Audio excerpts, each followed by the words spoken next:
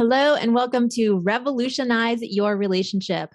I am your host, Eva Blake. And in this series, I'm talking to a variety of experts who are uniquely qualified to educate and empower you to master mind and body intimacy, to unleash your passion and to create everything that you desire in life and in love because you are absolutely worth it.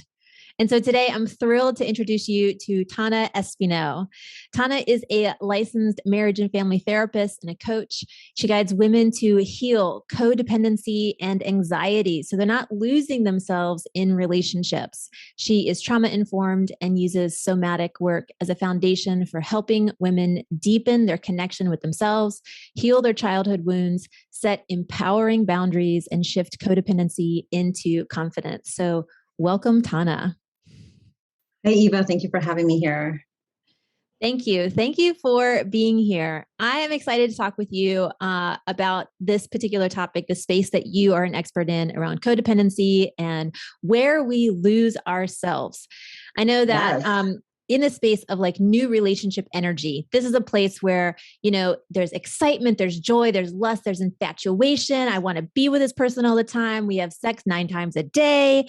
And there's this sense of like, I'm falling in love. That the narrative is like getting swept away into love. And yet that's also a place where I know in my life, I have lost my sense of self, or I've lost some part of my identity, or my like daily habits get completely lost, railroaded, right? And so I start losing my vision for my life because I'm so with this new person, right?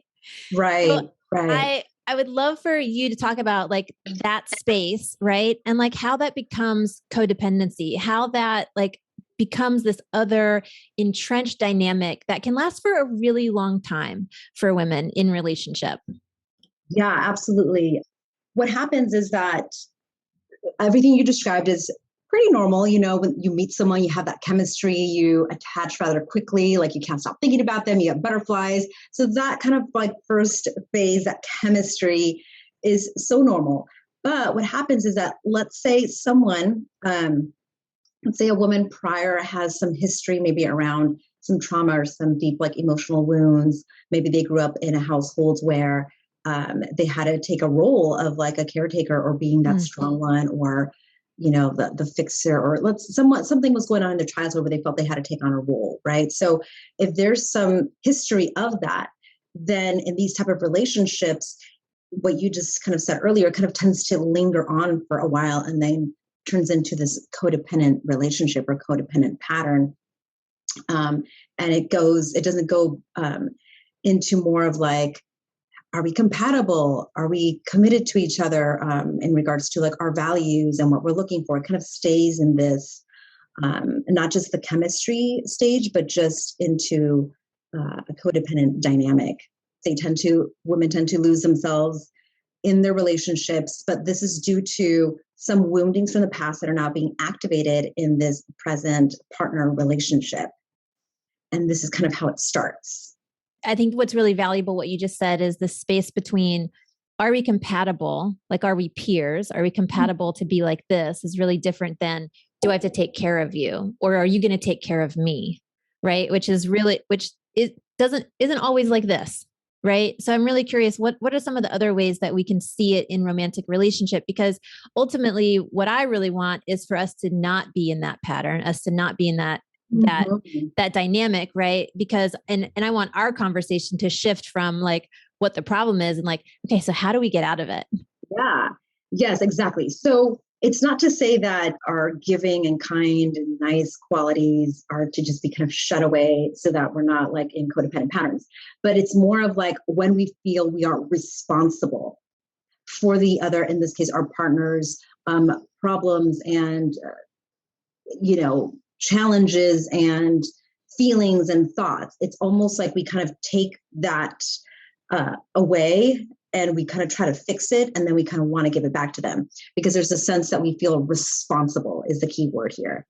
So what it would look like in a codependent connection, it kind of looks like, let's say if there's a partner that's, struggling through depression, right? So the codependency looks like, what do I have to do to fix this for you? I feel a sense of responsibility. And if I don't do anything about this, then I'm going to feel guilty and I'm going to feel bad. And then I'm going to go into maybe shame cycle. So what do I have to do to like fix this for you? And then that might look like, doing all sorts of things for them, which maybe their partner is more than capable of doing, but they kind of, again, kind of take over, right? And like start trying to do everything for them. And then it enables their partner as well. So in a healthy relationship, this looks more so like, whoa, like this validation and acknowledgement of like, wow, I see what you're experiencing. And I'm here for you. In what way can I support you? And then there's like some boundaries there as well, right? Because if you don't have the emotional bandwidth to do everything for your partner, and the sense of responsibility, then it's really not about that, right? Mm-hmm. Yes, there might be times where we might go out of our way. Maybe we do have the emotional bandwidth for that, and we do not feel responsible if we're not able to do it. But the feeling of the sense of responsibility and that something is going to happen if they don't get to do this is that codependent connection.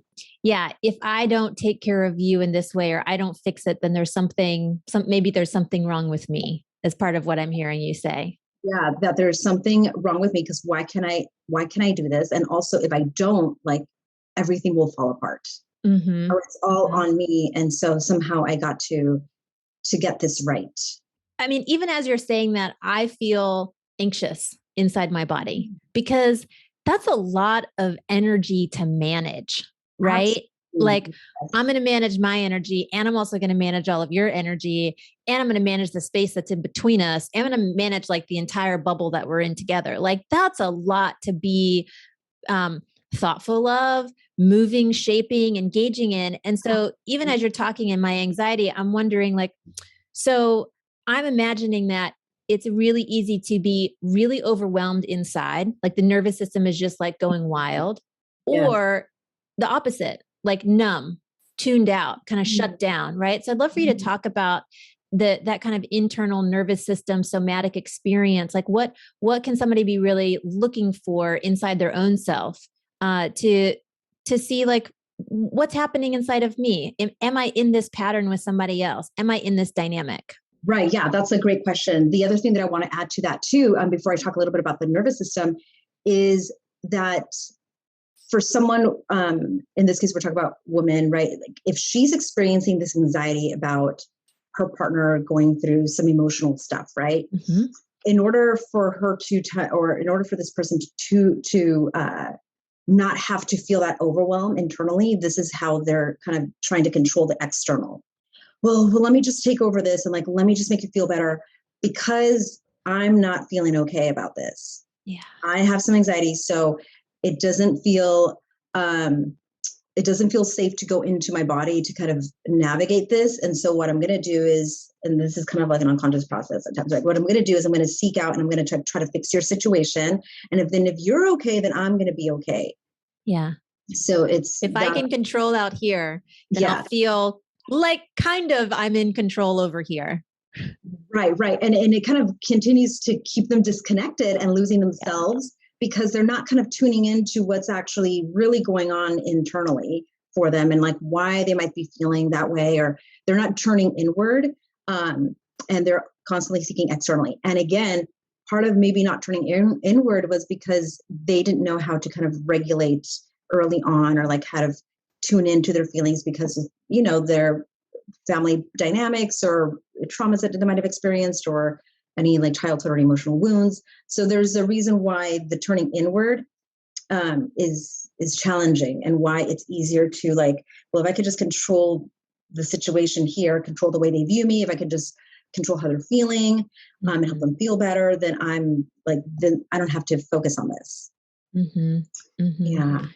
And so how do you spend time with a woman? She comes to you and this is her experience, right? Focusing out, right? And focusing out to fix someone else, to avoid here, right? How do you work with her to come back home? Yeah. So great question. So Yes. So we do a lot of, and I'll talk about the nervous system here. So we do a lot of just education on like what's happening internally, right? So someone usually in this codependent connection where they feel like I need to do something about this now. I need to go fix this now. I need to figure this out now. Or let's say like, they get into an argument and there's a rupture and it's like, I need to find a way to fix this now. Let me text him. Let me call him multiple times because he's not picking up, right? Like this energy, this activation.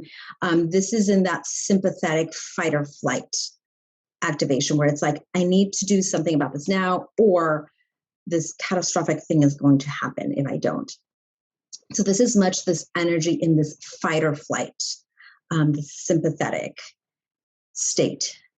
So that's one way that someone can tell like, oh, I'm starting to get into this fight or flight sympathetic state because I have a lot of activation. There's a lot of anxiety. My heart maybe is racing or my stomach is in knots and I can't eat. I'm having so many thoughts of like, oh my gosh, what's going to happen? Or like kind of just future thinking or like catastrophic thinking. And, as you described, kind of like this other opposite side to this, which can go into like a freeze or what's called the dorsal response. This is more of like a shutdown, kind of like numbing, but this is more like slower energy, like we're like disconnecting, we're withdrawing, we're wanting to kind of go inward. We feel hopeless, and helpless. So it's more so like, it's not so much of this energy of like, what do I got to do to fix this thing now? It's more so like, I'm just now kind of going inward and disconnecting, and I don't feel like I can do anything about this. And then there's this other response that is adaptive called the fawn response. And this is more so where we see also with codependency. And it's about just people pleasing to avoid the conflict, right? So appeasing behaviors, blurry boundaries, not so much boundaries. And so that's kind of referred to as the fawn response. So when I'm working with a client, a woman, she's coming in, we talk about what's going on internally for her. And we kind of start putting names to it like, oh, that sounds like your fight or flight response. And then let's write it down. Like, what do you notice when you're in this state? And being able to kind of call it out to externalize it so that we're not kind of in it. Because when we kind of give it a name and we kind of externalize our experience, then it lessens a little bit of the activation when we're able to actually give it a name. Like, whoa, okay, I'm kind of noticing some depression. I'm probably in my dorsal state. So if I'm in this state, then I'm going to use some co-regulation or some other tools to help me move through the state. So for those of us who are not therapists or not super informed about the nervous system, right? Because some of those parasympathetic, sympathetic, I know it took me a really long time to get that. Like, describe what is co-regulation? How do we, how do you describe or how do you lead someone to bring the frantic down or increase the intimacy with self, increase the energy. So instead of withdrawing away, it's like, okay, I'm willing to come forward a little bit. Yes, perfect. Right. Yeah. So if someone finds themselves more in this like dorsal shutdown state, right, which is about, I'm going to go inward, I'm withdrawing, things are too much, it's too heavy, I just want to sleep all day, I don't have the energy to do much, right? In that state, what's needed initially is what's called co-regulation. And that means it's like where nervous system to nervous systems kind of getting someone else there to bring in some of this getting a safe person, or if there isn't a person, it could be a pet or an animal, or if you don't have that, then it could be going out in nature and just kind of connecting. It's all about connection, right? Because the dorsal has a very, very, very disconnected and numbing and all of that. So it's about connection with something or someone that feels safe.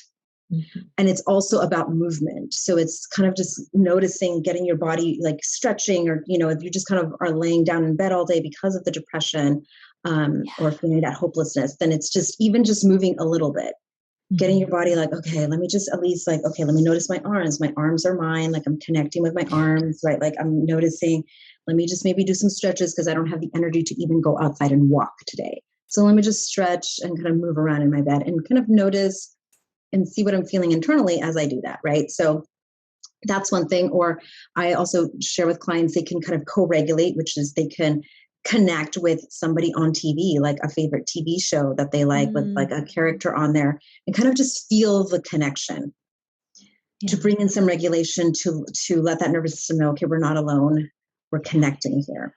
Yeah. Now, someone who's more into this, more of the anxiety, more of that activation, that like, oh my gosh, I have to do something about this now, that like sympathetic fight or flight. For them, what's really important is let's bring in some self-regulation, because we're just trying to seek it externally for something to kind of soothe us. So now it's like, okay, we got to learn how to self-regulate. And that can kind of look something similar. That could look like, let me go release some of this energy internally, whatever that looks like, exercising or, movement, again, maybe going outside and grounding yourself to nature, the environment, using something to kind of help yourself first. And then if you still feel like you need to like reach for your phone and text the person or whatever, or like whatever the thing is, then go ahead and do that. But at least first try some self-regulation by yourself, because in this fight or flight state, or someone who has maybe more of an anxious attachment style as well, they want something outside, right? Like to see that internal. So it is definitely about, how do I self-regulate first? And if I need to go do that, then let me go do that after I bring in some self-regulation. As you were talking, I was thinking about how we might confuse the kind of frantic energy. Oh, I'm going to text 5 times in a row. Especially if I'm perceiving that there's some kind of conflict or some kind of rupture, or something's like not right. Right. Mm-hmm. Confusing that kind of frantic energy with passion. Right. And so, and like how the frantic energy is really like a grasping, or can be a desperation. Right. And I think of passion as something that's really, it's wholesome in a lot of ways, even, even like sexual passion or passion for a project or an art or something. It's like something that comes from within, and it's like, oh, I want to gift this to the world, or I want to fill myself up with it. Like I want to be out here, and I think about that texting as you're like, come, God, so I'd love for you to talk about, how does somebody, kind of see the difference, get from this frantic energy and into this, I'm passionate. I'm offering my passion. I'm living in my passion in myself, in order to share that or invite somebody else into it. Oh yeah, that's a great one. I like that. You're saying, how can someone see what would be the difference? Yeah. Yeah. I think you kind of mentioned it, like that passion piece. It comes it comes from within. It's something that like, it's kind of like overpouring, I guess you could say, or whatever we want to call that. Like it's coming from within. And this other frantic energy is actually not coming from within. It's not embodied. It's more so like, I'm feeling something and I want to get rid of this. And so I'm going to like text you 5 times and scroll through your Instagram stories and see if you've checked my messages. Like, I'm going to do this thing because I'm feeling something and like, I don't want to. Versus the passion is more like, whoa, I'm really embodying this feeling that I have, right, for this other person. I'm going to reach out. I'm going to do this. That's how I would kind of best describe it. There's one that it's like, you are feeling it and you're embodying it. And it's kind of then coming through. And then there's this other one where it's like, I don't want to feel this. I don't want to feel this. So I'm going to like distract and obsessively think about this situation or this person or what I said or whatever that, because I don't want to feel what's going on internally. Yeah. Beautiful. Right. Because you're describing, I want to avoid whatever's happening here. So I'm going to be kind of frantic or wild or disconnected out here, outside of me. Right. And so what a powerful statement for why it's so important that we have an intimate relationship with ourselves. We like get into what is going on in here? Like, what is happening? What do I want? Where am I feeling alive or tuned out? Like, just what is going on in here? Right. Exactly. Yeah. Yeah. And when we are in these like survival states, like fight or flight or fawn or dorsal, like it is all a disconnect, because in that moment it's about self-protection. And we just, we're doing something to pretty much self-protect. And that is about actually disconnect. So when we're moving into what's called a ventral state, where our nervous systems are just regulated pretty much, and we're feeling alive and present and intuitive and confident in our bodies, like that's pretty much where we want to be at most of the time. I mean, it's impossible to be there 24/7 in this ventral state, because we do need our fight or flight for important things. But that is part of the goal where transforming and healing codependency is like getting out of these survival states and moving into this more regulated ventral state. The other part that you work on with women is around boundaries. And I know that, in all the times that I've worked with women and men around boundaries, so much stuff comes up, stuff around like, is my physical body safe? Right. Or is my heart space safe? Or am I just like, as you were talking about, like trying to avoid, do I just not want to feel uncomfortable? And I call it safety. Right. And so there's a lot in there. Right. And I found for me personally that setting, maintaining, and being in relationship with the boundaries or just the edge of what feels exciting, what feels scary, but still doable. And then what just feels like not my jam. It's just like too far out. Right. And I'd love for you to talk about that, like how you support people to figure out that space in there, especially in this place where somebody may be feeling like shut down and pulled away and isolated and really far away, or they're in this kind of frantic dependency space.